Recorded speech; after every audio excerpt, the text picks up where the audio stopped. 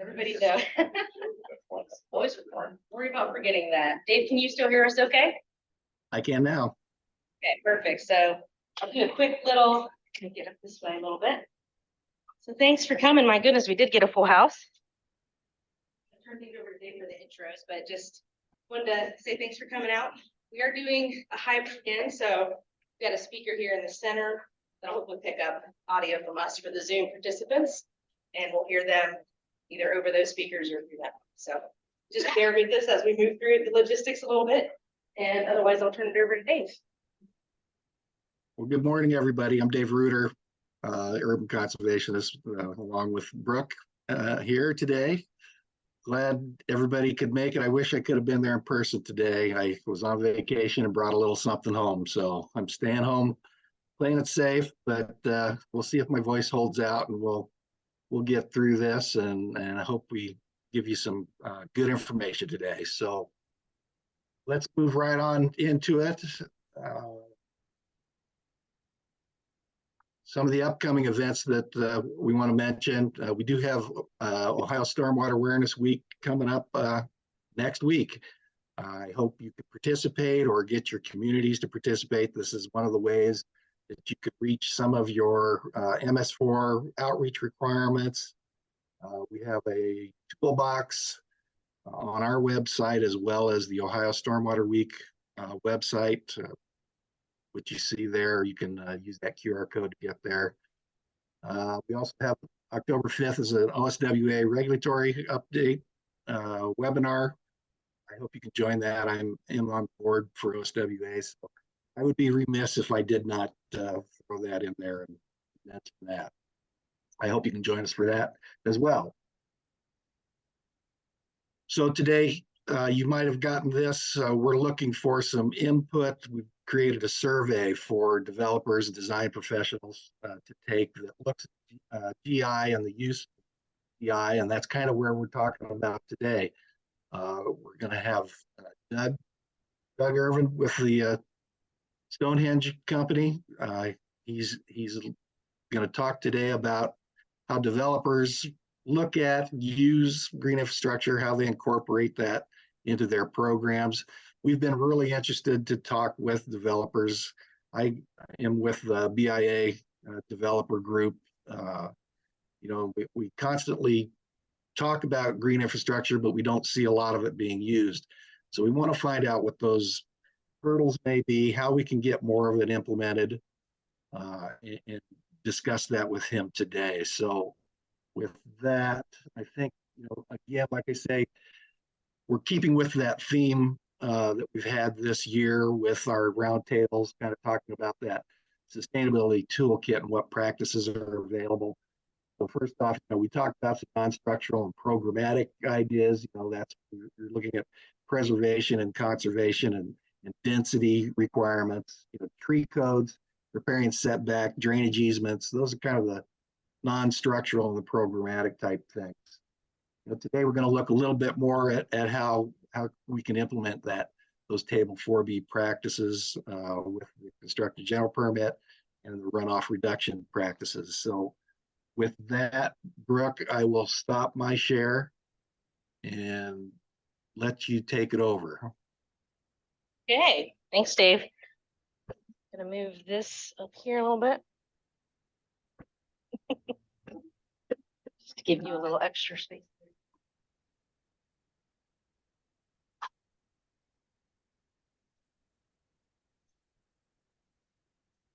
I'm also going to mute myself because I think I got a cough. Okay.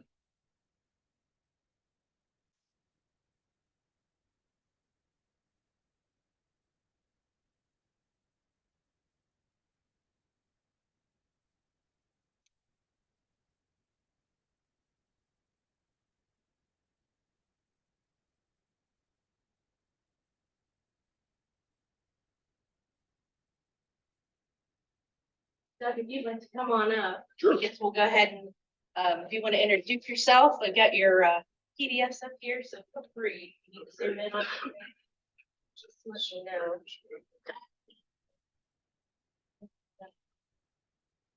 our screen sharing, so feel free to zoom about, whatever you like. And as long as people pick you up just fine, but Good. Super. Good morning. Again, my name's Doug Irwin. I'm Director of Planning and Development for Stone Age Company. And what that means is I do whatever they ask me to do. I've been in real estate development for about 35 years. I apologize. My engineer was supposed to be accompanying me on this, but he had a schedule conflict. And it's that column of stuff happens. And so you have an economist instead of an engineer today. But I have been involved in the project I do want to talk to you about, which is Elliott Park, which is one of our new developments where we are going to utilize some sustainable green infrastructure on a voluntary basis. And I'll kind of explain how we got to that. First off, Stonehenge is, you might know us by a lot of other names. There's representative of some projects that we've done. We do a little bit of everything. We do commercial, residential. We've done public-private partnerships with local governments like Bry High Square in Dublin and Creekside in Gahanna. We own a golf course. We own a golf club, a Little Turtle, and we also develop condominiums there. We have multifamily assets, both on suburban locations and urban locations. And then we also have an affiliated family-owned group called Taste Hospitality that happens to own 2 restaurants, runs 3 event centers, runs a food service at our golf club, and it's a wine store. So we do a lot of different stuff. And part of that is I always liken it that we're kind of like in the quality of life business. We happen to do most of it through real estate. But quality of life is that underlying theme that the company focuses on, and that the Young family is really focused on as well. You have to bear with me on this technologically.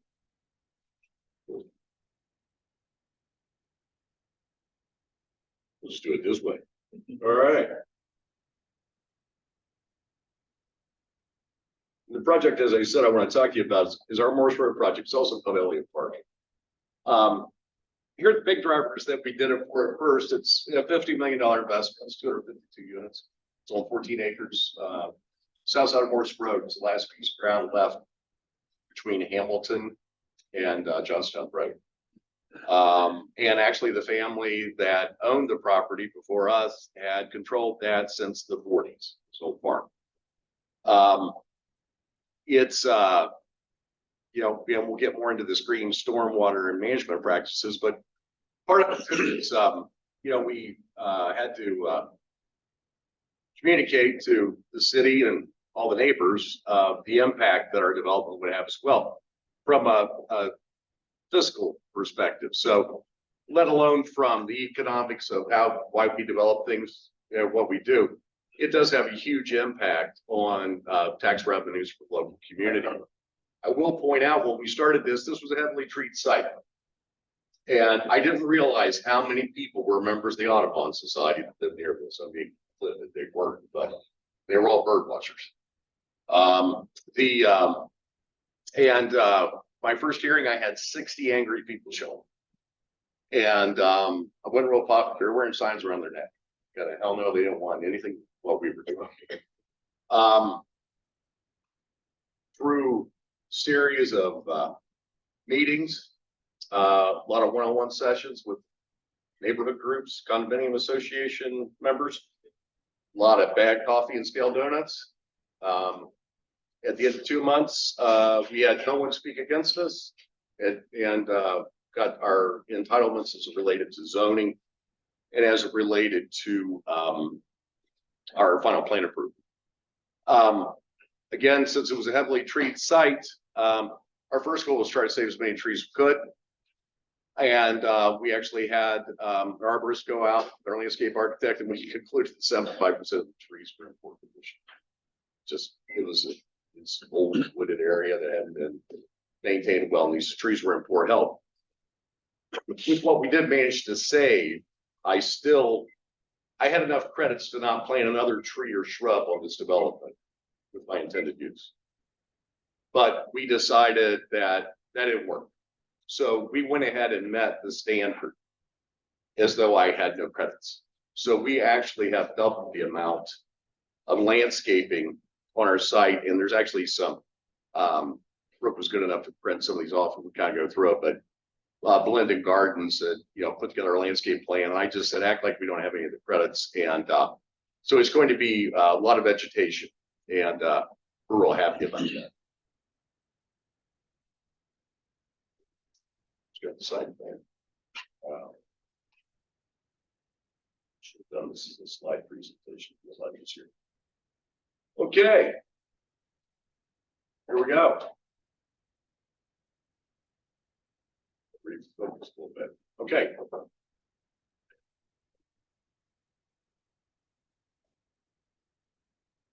This out somehow. This is really big. Yeah, there's a tree in the top center there. I see it now.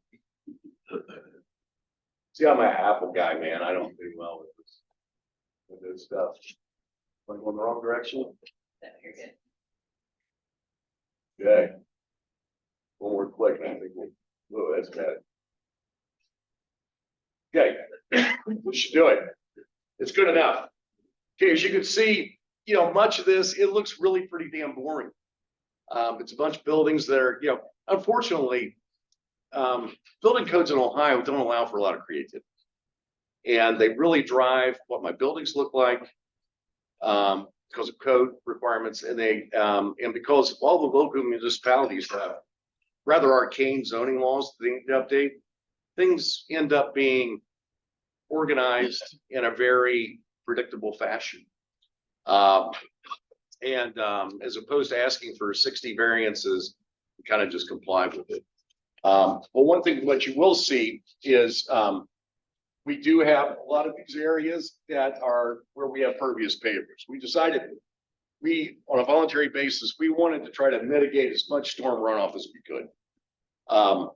And also kind of diminish the sizes of wet detention ponds. Two reasons for that. I hate these. They also take a lot of area. And the way land costs these days, you try to get your bang for your buck for land because it's not cheap. And then also we, as opposed to just having useless green spaces on site, you'll see here toward the middle, we have these rain gardens, which also are public assembly spaces, places where you can meditate, get in touch with life that's beating you down that day. They're visually appropriate and appealing. And again, it's trying to do something that's unique, that is different from our competitors. Years ago, when I was learning how to do this business, I had a saged developer that once told me, Doug, there's two kinds of development. One's the count money and one's the weigh it. And when you go up against it, he says, as much money as you think I got, I still count my money. But he said, when you go up against the guys that weigh it, it's going to come down to price. And they'll kick your head in because they could be patient. Because they just go to Wall Street and print money. Whereas we just keep counting ours. So we count our money as tonnage. We don't weigh it. So we're always trying to look for sustainable competitive advantages. How do you make yourself unique from your competitors? And how do you do something that's attractive to the demographic you're trying to get onto your property? One thing that's also unique about us, we don't sell stuff except for condominiums. So this will be held by the family. All of our multifamily developments are held by the family. I've worked for other development organizations where my goal was build it as cheap as you can, rent it for as high as you can. And in 36 months, we're selling this thing for the best price possible. So people weren't as concerned about long-term maintenance, enhanced constructability, really cool amenities. It was just whatever the market will buy, that's all we're going to build to, and that's it. We're not doing that here. So again, back to how we, kind of came up with this, and it came up with areas, like I said, my detention pond is 25% of what it would have been had I not employed some of these sustainable stormwater technologies. And it's, got my notes here. Yeah, we've reduced our runoff by 75%. Over a traditional model with my engineers, I just told them, do it like we've done it in the past. that has been a reduction. I will tell you from a developer perspective, it's frustrating as hell because nobody does this often. And so you don't get much recognition for it when you run the plan review. You know, all of us like to know what we know. So when I get reviewed, I'm getting reviewed as though I did it the old way. And at times, yeah, I feel like it's a burden because we're not getting as much credit for trying to do the right thing. One of the other reasons too, and with stormwater runoff is we're in a weird location too, in that I actually have some township properties that abut me. And so it's also just trying to figure out how this stuff holds together and works together. So, but we do firmly believe that, our demographic, we're not looking for family households. They'd be small households.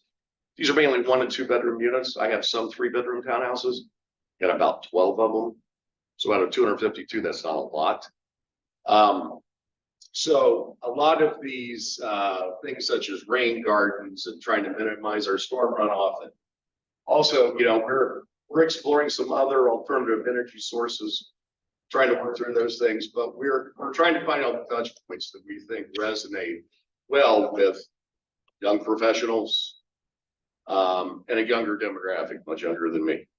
So it's kind of, how we got to that point. All right, let's try this again.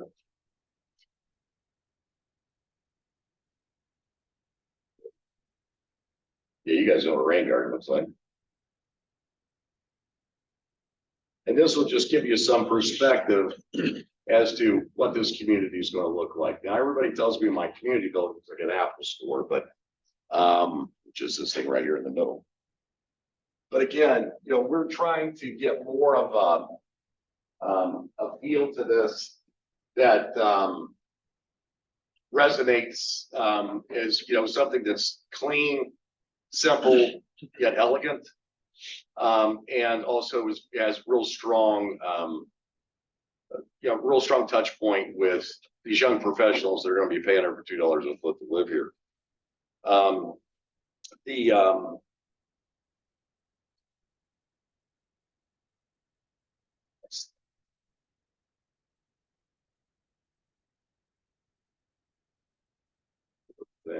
Okay, to support the same buildings.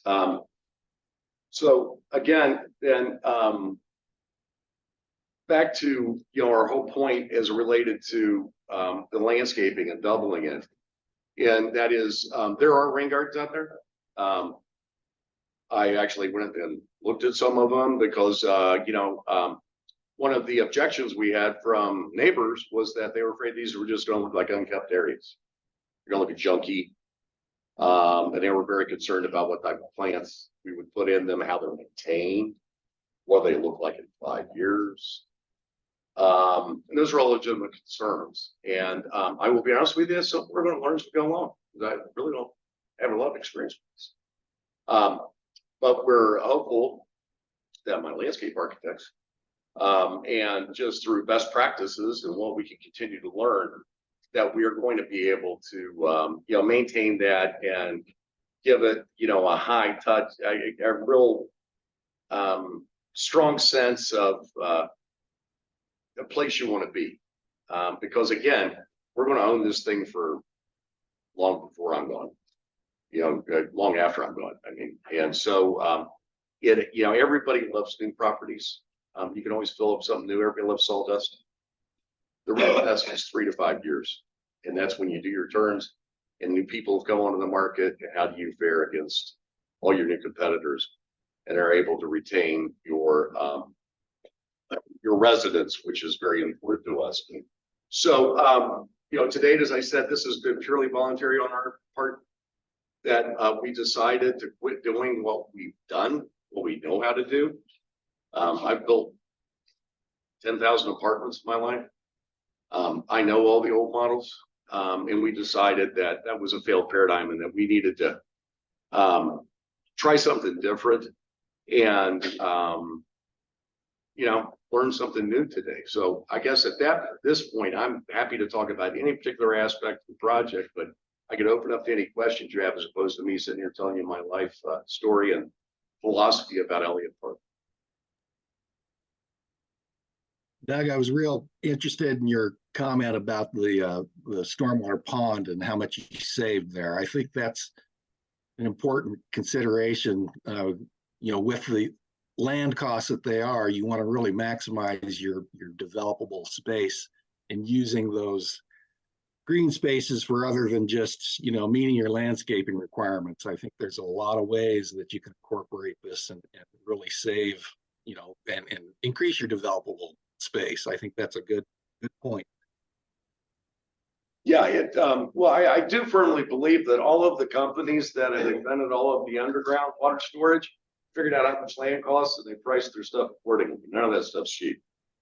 It's a very expensive way to deal with retaining stormwater. I encounter that. I have an urban site that we're working on right now in the brewery district. And that one is a challenge. And we're going to have to do a lot of underground storage. And it ain't cheap.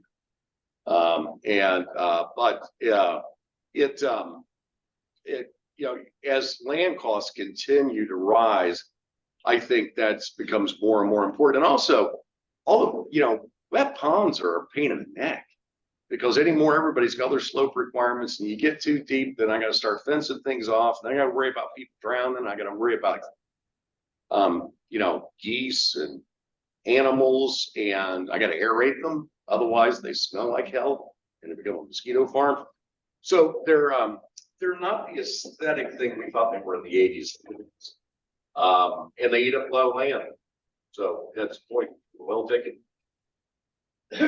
Yes, sir.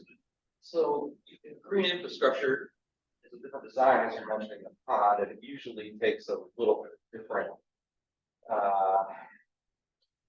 I guess the question is, where does that fit into? When do you make that decision in the development process? Because it's not easy to just apply to any particular development. You have to have the right space and almost set up that up front in order to make it work right well. So at what point during this process did we going to go down that path, which is the tradition? Sure. Well, the way to do it is not the way I did it. And that my engineers were already pretty far down the pike. And then Mo, our CEO, and I sat down and decided this would be a good idea. So we told him, hey, I think you worked on this, but yeah, throw that shit away. And they were like, oh man, we got to do this, we got to do that. We argued. Because again, people hate change. So they didn't want to change the plan. But we did it before we appeared before any public bodies. I had to, because I had to start presenting site plans. It had a big effect on how we arranged the buildings to be able to allow to have those rain gardens. So you definitely have to do it on the front end. I really think getting more, it's for us, for suburban development, this is our new way of doing business for us. Because we're learning more and more about it. And part of that too is my background. I used to be with a group called 1,000 Friends of Central Ohio. For those of you old enough to remember, Rich Sensenbrenner, he was on council. We kind of set us up. We were smart growth. We were big fans of the Derby, and went through all the battles out the Derby and riparian barriers and all kinds of stuff. But these touch points are very important to me, and I've kind of imposed that organizationally, that they should be important to Stonehenge Company as well. So, but definitely is something you need to decide, hey, we want to do this on the front end. But right now, just reviews, costs, one thing I did mention here, I had a method that was created by drainage from condominium developments 15 years ago. Clear and simple, I could prove it. I mean, it's just everybody threw their water to us, and guess what? It found the low spot. And so we went back and forth, forested versus non-forested wet land, and which ones do you buy? It's just much more information I ever wanted to go through. But it costs a lot of money. And, and the one thing we're finding right now, other developers aren't going to like to hear me say this. When this is sustainable, isn't costing me a tremendous amount of money. Because I'm buying a lot less pipe. You know, and so again, if you plan for it up front, this isn't one of those things you say, oh, it's 40% more money. It's not. It's probably more like 20. Now, what I have to factor into that's long-term maintenance. This, you know, I'm going to take care of the spring gardens and all this other stuff. But another thing too that really helps me is I'm getting rid of as much curb as I can. You know, and that also helps me in a whole host of fronts. ADA, accessibility. You know, anymore, I got more people telling me everything I did wrong was supposed to be telling me did something right. Everybody's got their little sphere of influence and they want to come out, poke holes at, you know, what they think are unacceptable situations. So, you know, at the end of the day, I think what we're wanting to even prove to ourselves is this is not a cost prohibitive endeavor, and it actually is a better way overall to do the whole thing. And I'll also be honest with you, those pavers I'm putting down, they look a hell of a lot more attractive than asphalt. I don't think anybody here will tell you that an asphalt parking lot looks great, unless, you know, I don't run a department store or an amusement park. I hate seas of asphalt. They're heat sinks. They're ugly. You know, so I like them. So that texture also visually is more appealing than just see it through a form. And Doug, your comment about getting credit for that, I think that's a good point. We've always kind of looked at green infrastructure as, you know, it's an end user product. It's not, there's no benefit for the development to get from that, basically, other than, you know, the value of the property at the end. But I think, you know, Columbus is looking at redoing their stormwater credit, you know, that may possibly, you know, benefit the developer up front that passes through to that end user. That's something that I think needs to change, because you're not getting that. There's no incentive for you as a developer to create that up front. No, there is not. Actually, it's almost more like getting punished. Because again, you know, there's a lot of explaining to do. Yeah, well, what I will say is I feel very fortunate that, you know, you guys are involved with the city of Gahanna, and I've had a good dialogue with the Soil and Water Conservation District throughout this process. And, you know, we've kept, you know, talking our way through this, but I really believe in looking at the calculations that we've put together, this is the proper way to do suburban new construction building. Something that we've talked about in-house is just kind of looking at zoning and thinking about how, you know, green infrastructure should be kind of like a by right zoning, and not maybe make conventional stormwater, you know, you have to get a variance or something to do conventional stormwater. You think that kind of stick approach might work with developers?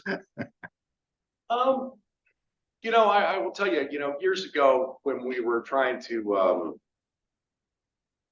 you know, Columbus was working to get a traditional neighborhood design ordinance on the books, because, you know, if you did new urbanist designs or traditional neighborhood designs in Columbus, it was illegal. Everything you purported was illegal. And I did a very large project, and I had 41 variances. It was just kind of crazy. And when that was, you know, Dwani Plater-Zyber put together a forum after that, both on a suburban and an infill basis, and there was a lot of pushback. And I was a member of the Urban Developer Council, BIA, at that time. And I told this guy, I says, like, you don't get it, man. They're giving you density. You know, this gets rid of all your NIMBY shit. You know, when you go out there and people don't tell you they don't want more than 6 units per acre, you can rely on this zoning text to get you what you need. So then people got it. Said, aha. Okay. Well, that was also when I bought land for less than half the price I'm buying it for today.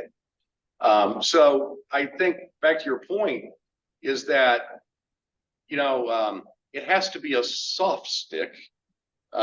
You know, it shouldn't be punitive or punishing, but I think that to the extent you can, people really feel they're getting something of value out of that, you're not going to have as much objection to it as you may And I think as more and more people are becoming familiar with some of these technologies, because I mean, some of this stuff is not, you know, like I said, I'm an economist. I understand rain gardens.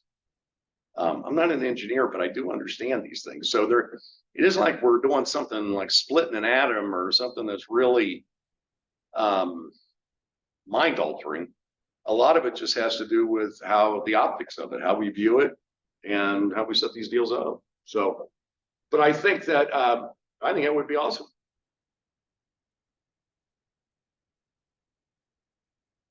Because that's the dirty word right now too, is people don't like density, but when you look at the numbers we have in this market of population growth versus housing starts versus affordability, what we've done is not going to work. So there's going to have to be areas that have much more density than we have built historically. And that one's also hard. So maybe you give people a density boost if you do sustainable green technology. I don't know. There's got to be some people have to perceive though, you know, one of my other mentors taught me it's the deal they think they got, not the deal they got. So there's a lot of different ways I think you could incentivize folks to move in that direction. Any other questions? Yes, sir. So obviously that you've got all those previous papers there. Did you thoroughly evaluate the life cycle or the maintenance costs of the previous papers? You know, as part of that plan to determine where you may be with that. And it seems like once you get the infiltration points between the pavers and all that, once that seals up and gets plugged up with the grid, that you know it has to be maintained in order for the work to function correctly. I was just curious if you compared that versus like the underground storage. I know that has a maintenance cost too, but the pavers seem a little bit more visible if you're flooding the parking lot a little bit because it's not draining and your guests see it or your ownership sees it. So I was just curious how maybe you evaluated that. We did, and the other thing too is just you know, because we did look at life cycle costs. What I will tell you is me resurfacing my traditional asphalt parking lots is not getting cheaper every year. It's getting more expensive. But I did actually, I have, you know, good colleague friends of mine at Torty Gallus in the DC area. They're a big T&D firm. They've been doing pervious paper for some time. So I picked their brain about it too. Because I know they worked on some pervious papers at Easton that had some issues. And wanted to say, hey, don't let me make your mistake, you know, teach me. We've also talked to all the paver manufacturers too about what is the standard of care, what do you have to, because keep in mind, my maintenance guys ain't making $100,000 a year. You know, it just, the economics doesn't work. So when I looked at planned communities, I also have to look at how do I maintain it based on who I'm going to have on site. Now, I would consider keep it like some scheduled maintenance of that, more of a CapEx project than I would regular maintenance. We'd probably bring in the right professionals for it. But as best we can determine right now, we've looked at it, and other than teaching ourselves a new trick, it's not a cost prohibitive measure compared to. And the other problem I do have with my asphalt is pavement failures. I mean, right now I have an 8-year-old community, and Strouser is like, I think I'm going to go to Florida on me this Christmas with how much money they're charging me to repave it. And I had so many pavement failures. And part of it is, you know, only God knows where the water's going. And somehow there's some water nearby that love my parking lot and it got under there. And it is over time eroded my base and caused failures. And when I'm occupied, it's the worst time to be doing this stuff. But we had to do it. But it is, again, it's a different, it's a different toolbox, and we're going to have to learn how to do it.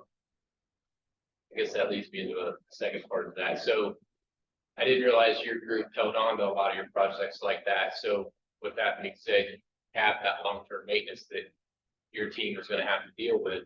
So being that you're creating these water quality and GI type structures, do you have plans to do your own in-house maintenance as far as training staff specifically educated or capable of doing inspections with water quality and then maintaining or evaluating. Yes, we do. And our mantra is usually the first time there's something we don't know how to do, we hire people to know what they're doing and we watch them. And we train our people. Like I'm a pickleball court coding expert now because I got rolled the first time with these guys that when the coding done, I'm like, this cannot be that damn expensive. So we went to school on those guys. They probably thought we were weird. I had like 6 guys watching 3 guys work, but we decided we are now pickleball coding experts. So I'm not trying to trivialize this, but a lot of times we will bring in the people that have that standard of care and have those skills and train ourselves. And then also with our engineers, we have great relationships and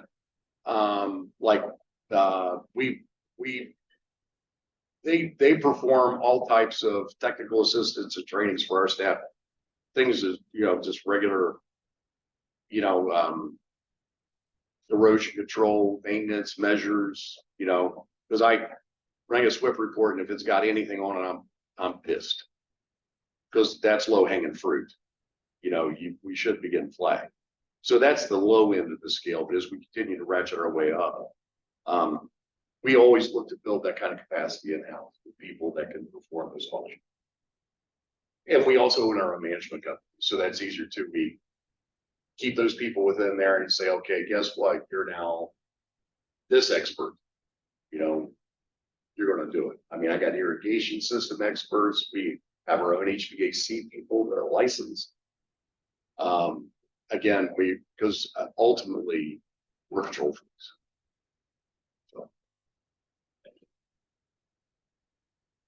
Do you apply the same thought to construction? We do, unfortunately, which means I built a little slower craft one because we do. We use a lot of. Right now, I probably have 44 guys on payroll that are performing construction functions. Again, part of that too is that we're fortunate enough to have people that are good supervisors, good managers. And the labor, and part of that too is purely mercenary. The labor market is so tight right now that even my subs are all complaining they couldn't get people, and I thought, well, shit, we should just have that problem and not have to hear them complain about it. But we do as it relates to construction, and we're and also, it's little things too, like, our multi-family developments, usually we use Pella windows. I'm not saying Pella's the end all be all, but for an apartment, it's a pretty damn good window. I mean, I could be out buying some really cheap things. And we have a great relationship with Pella. And I was just at dinner with John Hardy last Thursday, because we buy a lot of John Hardy products. And again, because we're always looking for what's the best way to deal with these properties, since we're holding them and building them. And, and I was busy complaining to them about how the product sucks when I cut it. I told them I love it up to the point I cut it. And then I got to deal with their other issues. So we do we spend a bit more time on that than most. Better, sure. But we spend more time. In terms of your pickleball references, I guess, with the permeable pavers and that sort of even though most of us are running this kind of open, it's old news. Sure. I'm sure when you get to contractors, that's you're going to find folks that aren't familiar with it. Probably one of the first failure to find some most green infrastructure is just construction. That's roughly wrong. So is that something you look to say, okay, well, we got to make sure we understand this thoroughly, and so into the future we have people who know what they're doing and how to do it and understand it. Right. Well, one of the things too is we're going to make sure that whatever's installed, they're certified installers, and that there's a warranty from the manufacturer of those pavers for that vendor, as opposed to me just hiring guys that say, I'm putting up pavers and, don't understand the base. Because I'll be honest with you, the pavers aren't expensive. It's all the prep to make it work. That's where the money is. So, and I've had a couple of people that I would let them build my doghouse to put the pavers on the shelf. I mean, because I scared of this slam, bam, jam. Really don't understand it. They don't understand we're trying to do. And what the, what the result of this is. They just think we're what that is. So, and I'll be also honest with you, one thing about new technologies or niche markets, or not new technologies, but, when people have, in the last 10 to 12 years, made the green push. And there were people that got on the front end of that, man, that's when you really make some money. Because you don't have any competitors. Well, then as the market gets commoditized, you have more competitors. Well, some of the people that really know how to do it well, the hard part is trying to get them to work in today's market. So they're used to those outsized. I'm finding that in solar right now. Some of the people that are smart solar people I know, it's like, hey, dude, man, there are so many competitors now. You can't get 15 points on me in this thing. You gotta get down to the market. So there is some of that pushback too, that some of the people that really know what they're doing. It's taking a while to get acclimated to the fact that this is more and more prevalent.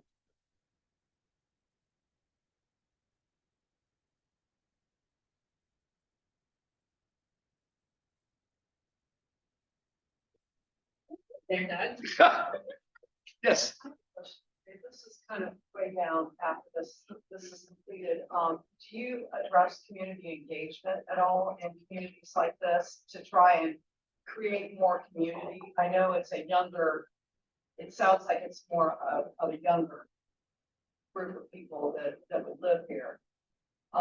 And just, and use that to, I don't know. I think the problem is a lot of people that don't own property don't care. And how do you try and create that in a setting like this? Or do you even address that at all? We do now. We didn't. We are having a paradigm shift within our management company as to how our community buildings are used. Because their rules used to be, well, if we ain't here, you can't use it, other than the fitness rooms. I'm kind of like, why am I spending $2 million building this? I could put you guys in a porta trailer, so we're opening that up because, and we also, when we designed that new community building, it looks like an Apple store. Everything, the first floor of that is all public assembly space. The fitness facility, everything's up on the second floor. So, and it's all flexible space. So we can break it up into small rooms or we can make it one big room. But what we found is that when the pandemic hit, everybody was flex working. Well, not everybody, a lot of people were flex working. One of my residents, we were converting rooms and offices that are multifamily communities into Zoom rooms, lack of a better term, right and left, because people wanted some privacy. They were tired of doing these damn calls in their apartment. They wanted some separation between where they live and where they work. I can appreciate that. So and then also through that though, that's when people really started mingling, is that when they were down in those spaces and they would see each other and say, hey, Sally, hey, Doug, hey, Bob, whoever, how's it going today? Sit and talk. So one thing too, we have coffee bars in all of our communities. We have snacks. We have all that stuff. So we try to do as much as we can. And we also have really, really nice fitness facilities. So we're trying to do those things, have this together, but we also engage in a lot of programming for, pool parties, mixers, movie swim-in nights. We set up projectors out of our pool areas and we show movies and women watch a movie here. So we're looking at that, and also we're trying to do a better job of programming activities, specific activities, like, as opposed to doing interactive software to do yoga classes, do I hire a yoga person to come in because I have a little turtle?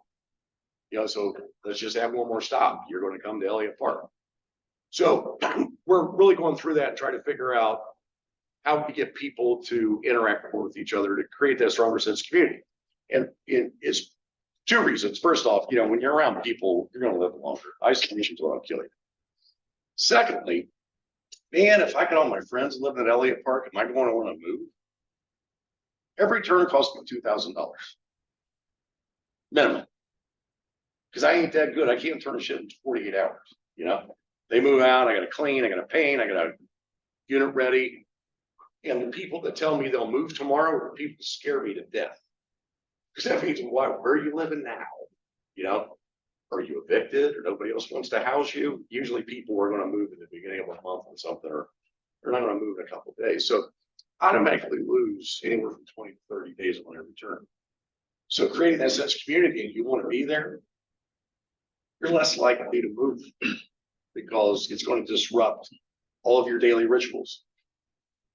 So, and we're hunting our way through that. You know, we're trying to figure out, trying to learn what we don't know that makes people assemble. So I'll be honest with you, one time, since we own a wine bar and all these restaurants, during the holidays, we always gave out wine. But part of you had to come to the clubhouse to get it. You know what was amazing? I had a 180 unit community and I only gave out 90 bottles of wine. And I'm like, what in the world is up with that? And it's not because I got a bunch of teetotalers there. It was, part of it was people just didn't, it just wasn't, they don't want to come and have to socialize. You know, it's just kind of like, I'm not going to go down there. I know they thought we were going to try to sell them something. You know, it's like, no, we're just trying to be nice. So we're breaking those down. That was the first year we did that. Second year we did it, handed out 150. So it's getting better. So now I'll take the other 30 as people that don't drink. But you know, but it does take some time because people are busy, and you know, they don't always hang out as much, but we're trying to make sure that we create some synergy, and it is important to us. The other thing that's important to us, as I said with that zoning, is all those neighbors. I still talk to those people. Actually, I socialize with those condo people because we found out we knew a lot of people in common. And so we've gone out to dinner twice. And even the Gahanna city council people were like, this is absurd. No developer has ever had so many people hating. And now it's like you could run for council, you know, that you're friends. But part of that was, it was an honest dialogue, and they understood we were sincere. And they appreciated that. And also we listened to them. I tell everybody through office all the time, people don't want our opinions. They want our attention. I'm not saying I'm going to do what you asked me to do, but I at least owe you the respect to listen. Anything else? Great. Hey, thanks for your time. Appreciate it. Sorry you got me instead of an engineer. But if you have any specific questions about how we think this is going to work, please send me an email and I'll get you answers from people that know what they're talking about on that regard. Okay. Thanks. Thank you, Doug. I think that's a great point you make about, you know, the attention, listening to what folks have to say. You seem to really be hitting that point well. And if you need help with those rain gardens, feel free to ask us. I'd love to see some really nice interactive landscaping that can be, you know, enjoyed by the residents and look good too. I know rain gardens get bad rap because the context of where they're sitting a lot of times, you know, if it's somewhere like you're proposing, you know, they need to look nice and be landscaping and be intentional and not free form, you know, just let them go back to nature. So I think that could be accomplished on those, and I'm looking forward to that. I'll take you up on that. Brooke, we got anything else? Well, I was gonna run through some of the survey results that we got from survey that we did put out to folks. So give me a minute though, if you guys want to take a minute, grab some waters. We should have pizzas arriving shortly as well. Oh, they're arriving right now. So maybe let's maybe take a little break. We can start getting a little pizza, come back here and we can go through the survey a little bit and kind of wrap up with that. Any other additional questions that come through at that time. I'm also going to try to put these for the people joining us remotely. I apologize. I didn't put the PDFs that Doug has in the chat box this morning, so I will make sure to get those in there for you so you can kind of have these as well. And again, if there's any other questions on any specifics, we can talk through all that as well. Yeah, give me a couple minutes, stretch your legs, and we'll get into the survey here. after we get pizza.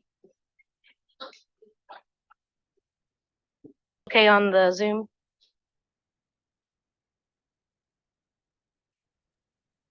Yeah, I can hear you. Pam? Yeah. Yes. Okay. It does, the unique challenges of hybrid. You think we'd have this all figured out after 3 years of dealing with hybrid situations, and we just, yeah, still learning. So I appreciate everyone's patience with that. So again, thanks to Doug for giving us the perspective of that developer's side point when we're looking at green infrastructure and how to use it and how to really get it implemented on site.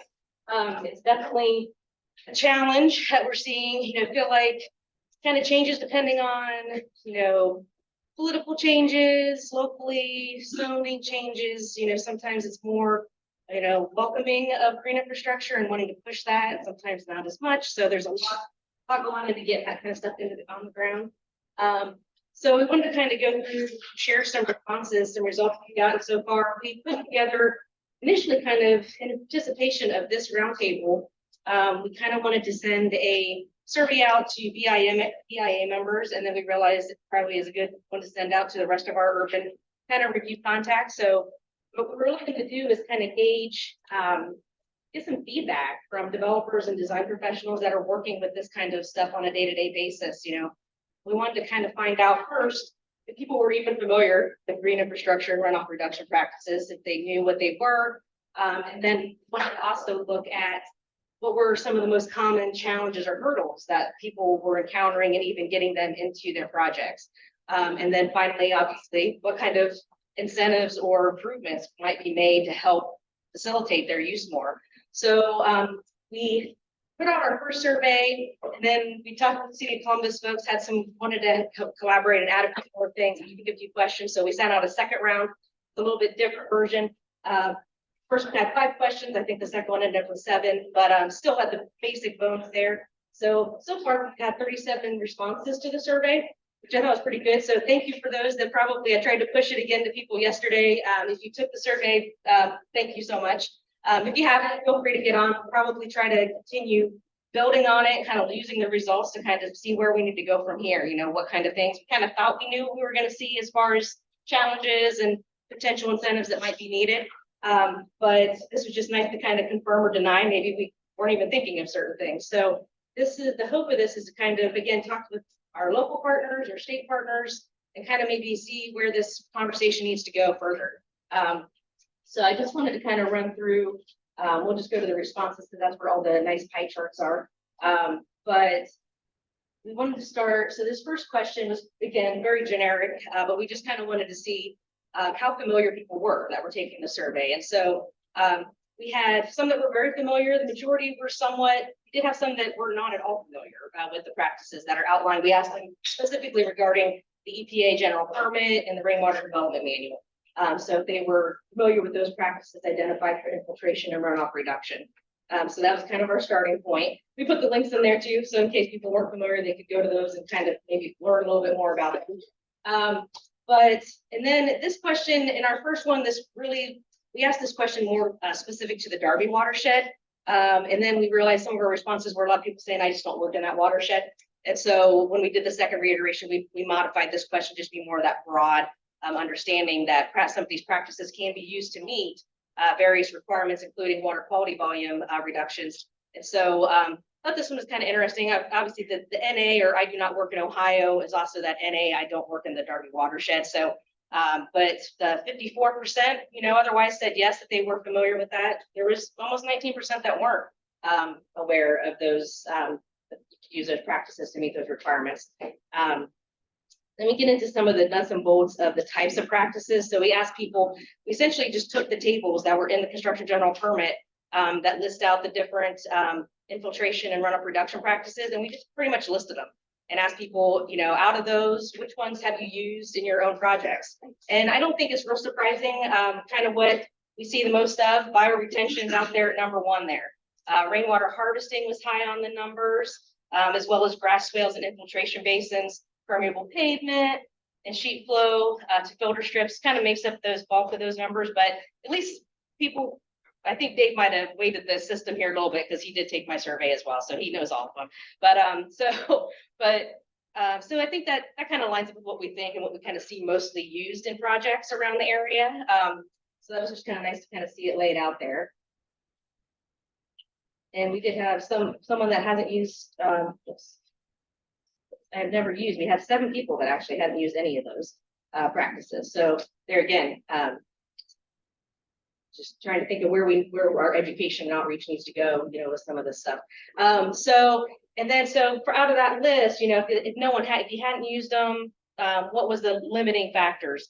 And so I don't think this is a big surprise. It's kind of what we expected to kind of see, but cost is number 1 out there. Now, whether that's a real cost or a perceived potential of cost, a hindrance. So especially with what you were talking about, Doug, I mean, I think it's kind of interesting. I was kind of curious if you felt in what you're seeing that this kind of lines out with why you think maybe more developers, obviously there's a lot of other moving parts to that, but if you thought cost and site constraints, and then I thought the concerns about long-term maintenance made it in that top 3. And I thought that was kind of, I mean, obviously we're all kind of working on trying to figure out that post-construction element and really get a really substantial program in place for that.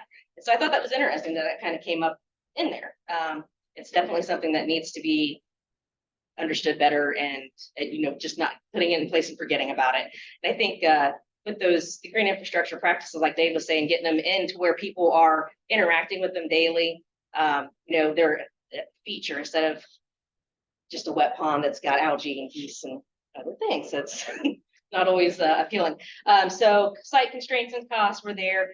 There was a little bit of, I had an installing traditional stormwater ponds, just easier. And I had 8 people take me up on that one. A lot of people said they always look for ways to try to include those practices. Some people did mention, lack of installers or quality control issues. Just obviously, as Justin was talking about, that is definitely a problem during just the installation of these practices. And some of that approval process. Curious, Doug, if you think like when you mentioned like you kind of feel when you go through reviewing processes that sometimes you have to answer a lot more questions than if you maybe just went the traditional route. And I'm wondering if you see that across the board, no matter what community you're in, or is it kind of varied? It's equal opportunity. Everybody does it. Yeah. And I think part of it is we know what we know. Yeah. So They're used to seeing those standard ones in there, and when they don't, they have questions, which increases the length of time that maybe they need to just confirm. it's kind of like, well, this is cute and all, but we're going to run our numbers as though you didn't do it. Right. Okay. Yeah. So this was one Columbus asked, and I thought this was real there. For people that work in the city of Columbus, wanted to know that whether people are aware that Columbus offers a credit depending on there's some I don't know all the logistics actually of the credit, quite honestly, but that there are potential eligibility to receive credits for stormwater. So this one I thought was really interesting because, well, first we didn't do this one in the first one. So that purple 40% was just not a question in the first survey set we sent out. But the rest of this, I thought that 32% people didn't know that, but would like to learn more about this option. So I think there's a real good avenue there to pursue just further education from that point, just making sure people are even aware that this is something that they might be able to take advantage of. And again, some people did know, yes, they did pursue it. Yes, but they have not yet pursued it. I'm sorry, 13%. The 10% there said that that they weren't aware of it, but they're not really interested in that type of incentive. And then someone just isn't in the city of Columbus. I thought someone had, since it was blue, I thought someone would have received a credit, and I was excited, but it was a different. So just not in the city of Columbus. So then we get into the incentives. What we asked people what they thought would help, encourage use of these practices. And so I thought it was interesting that simplified design specs that ended up being number 1 at the moment. For a long time there, the stormwater crediting system and like cost share programs were leading the pack. And we've had a little surge on the simplified design specs. So you might need to dive in again. This is kind of that first survey to kind of look at like where do we need to dive into then? So finding out what does that really mean? What do people need simplified, or are there just too many ways to go about building different basins and bioretention systems that there's just too much flexibility and they just need it more cut and dry. So I'm not sure, but the point of this, I guess, is to kind of show us where we need to focus on a little bit more as we go forward. Again, the streamlined review approval process came in at number 4 there, not surprising. And again, development incentives. So yeah, so there's kind of a lot of stuff we talked about already today, but again, just kind of confirming that that seems to be some of the trends we're seeing on what the challenges are. I think is helpful, and hopefully we'll continue to see some more responses to this and work on, figuring out the next steps with where to take this information. Again, like Dave mentioned, Columbus is working on maybe updating their crediting system. So maybe there's some opportunity there for sure with them. County engineer, their drainage manual currently. I'm not sure that we'll get to that point with them at the moment, but again, just got to find some other ways. Is putting it out there and just having the information out there isn't enough to make sure that they're obviously confused. And let me ask people, this was a second one that wasn't in the original one, but just what your affiliation was. So again, this is a little unweighted or weighted because most of them wasn't in their original survey. Property owners, though, were most people that were taking this. Design engineers came in there. We did have a developer and some other people just put in where they were, so the other columns there. And that's if you want to be contacted, so I won't go down into that. But that in a nutshell is kind of where we are at the moment with the survey, kind of where some of the results have been. I guess if there's any questions on that, or Dave, if you have anything you want to highlight out of there. I think if we, just continue to have that out there and get more, we need more design professionals, developers in the mix. So, we're looking at 37 responses at this point, which does kind of confirm a lot of what we felt was happening out there. But I would like to see more responses and build that a little bit more. Yes, agreed. And so that might be something that some of you can help us with too. If you have a listserv or more targeted audience to kind of we could try to share this with, that would be great as well. It is anonymous, so don't worry about us tracking who's responding to what. It's You have the option to put your contact info in there if you would like to be contacted. That you otherwise we're not gonna punch you down. Yes, sir. I think what's going to happen here, given the current interest rate environment, the cost sensitivity of this is going to go up. Okay. Because everybody right now is trying to figure out how to squeeze budgets down because most part of it. Yeah, that's a good point. Cost is always going to be. I keep trying to tell everybody that, the cost of pipe and gravel is pretty expensive. If you can reduce that and your gravel costs, I've seen some amazing costs for gravel just to bury your pipes, and Oh yeah, a lot of this can reduce that. I'm assuming, I would think types of projects that benefit most from green infrastructure practices, those higher density projects where you've got residents that are living where they can see these, and see them as like landscaped features and as amenities versus you get your single family lot that wants to do their own thing and doesn't really care necessarily or know how their stormwater is being managed or well, I know be managed differently. about the time of the Great Recession in Gahanna, who used to be in Jefferson Township, did at Hannah Park, which had a lot of sustainable measures in it. And it was not a high touch point. Yeah. For those buyers. I don't think it still is. I hear. I think it's a function of there's no houses, so they're buying it. But but actually there's a lot of really cool stuff there. It's right beside a great public park and there are a lot of really cool things. But I just really found that a lot of people just really were a bit indifferent. Yeah, I agree. I think we've got to really kind of change the buyer attitude, and we have to want green infrastructure in our homes. And that's really what it's going to come down to. It seems like developers just respond to what the market is and build what we need. And right now, it seems to be kind of density and housing because we're so short on the housing side.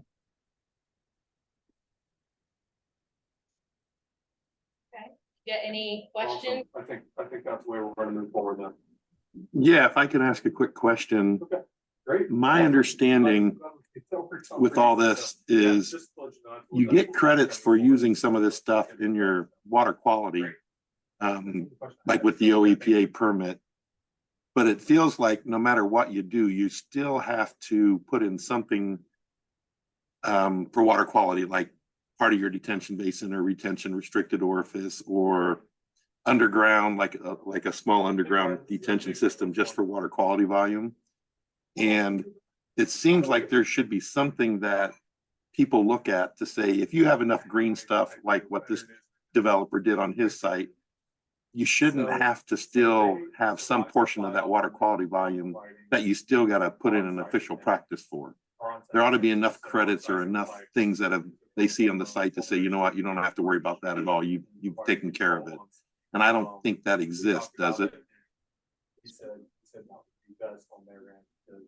Well, you're still going to have to meet the detention requirements based on the precipitation table. So you're going to be designing for a design storm regardless of the development. We have had a few developments in row crop areas that have gone to grass that have basically met a lot of what they need because they changed their curve number basically for the storm events. They've bettered their curve number and gotten a lot of credit that way for development. It doesn't work with higher density units like this would be. You're still going to end up having to meet those stormwater requirements with that.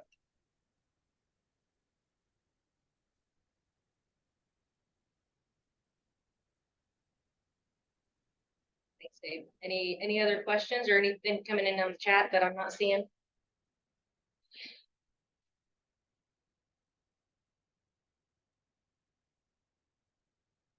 Take that as there are no more.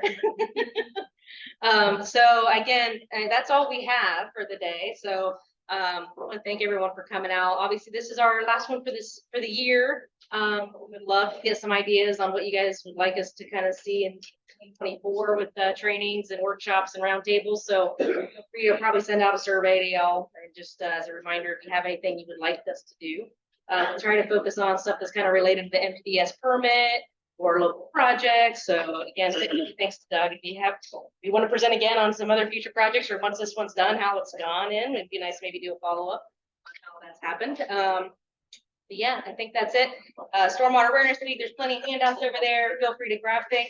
I will be sending, give me about a week. I'll send resources, an email with the recording link and everything else, any other resources that I can send along related to this. And thanks so much for coming. Thanks. Thank you.